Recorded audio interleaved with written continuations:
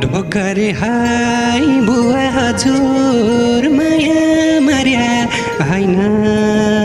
के सुनाउ खै कथा व्यथा मलाई सहज छैन भन्नुहुन्थ्यो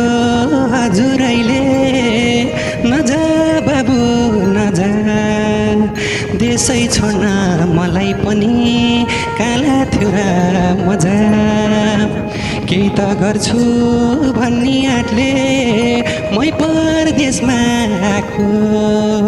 हजुरहरूकै वचन नाग्दा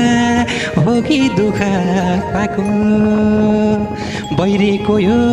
मुलुकैमा दुःख कति कति